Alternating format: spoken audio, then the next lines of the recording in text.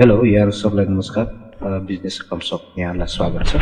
आज मैले यहाँहरुको माझ स्वस्तिकमा लेजर हेड अथवा अकाउन्ट हेड कसरी क्रिएट गर्ने भन्ने बारे एउटा सानो भिडियो ल्याएको छु।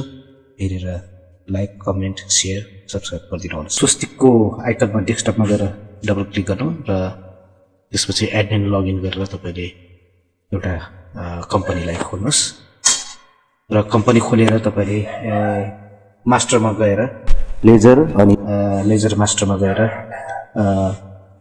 त्यो बक्समा गएर तपाईले एउटा लेजर क्रिएट गर्नुस्, जस्तै फ्युल एक्सपेन्सेस भनेर र क्याटेगोरी अदरमा राख्दिनुस्। ग्रुपमा गएर तपाईले सेलेक्ट गर्दिनुस्, जस्तै खर्च शीर्षक भएको भएर ग्रुप एक्सपेन्डिचर राख्दिनुस् र ओके गर्दिनुस्। यस्तै गरेर तपाईले अन्य शीर्षकहरु पनि जस्तै ग्लोबल बैंक भयो अदरमा राख्दिनुस्, क्याश एन्ड बैंक ग्रुपमा राख्दिनुस् र क्याश एन्ड बैंक भन्ने ठाउँमा गएर तपाईले टिक गर्दिनुस् र ओके गर्दिनुस्। यसरी तपाईको ग्लोबल बैंक पनि तपाईको एउटा शीर्षक बन्यो।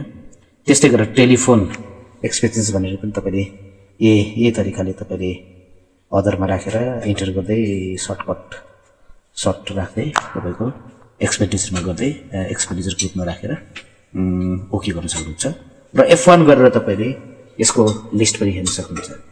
जस्तो तपाईले बनाएको टेलिफोन एक्सपेन्सेस भयो, ग्लोबल एक्सपेन्सेस भयो, फ्युलहरु यसरी तपाईहरुको क्रिएट हुन सक्छ। र यसलाई गरेर तपाईले लेजरमा गएर मेनु लेजरमा गएर लेजर लिस्टिङ अफ मास्टरमा गएर जेनरल लेजरमा गएर पनि तपाईले सेलेक्ट अलमा गएर टिक गरेर ओके गर्नुस्। तपाईको एउटा रिपोर्ट खोलिन्छ। त्यहाँनेर फ्युल एक्सपेन्सेस भयो, ग्लोबल बैंक भयो, टेलिफोन एक्सपेन्सेस तपाईले बनाएको र अन्य डिफल्ट लेजरहरु पनि तपाईले देख्नुहुन्छ।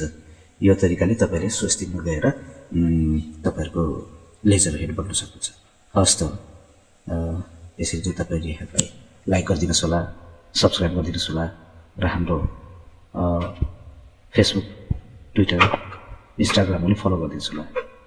हस् त साथीहरु, आजको भिडियो यहाँलाई यति नै। हस् त नमस्कार।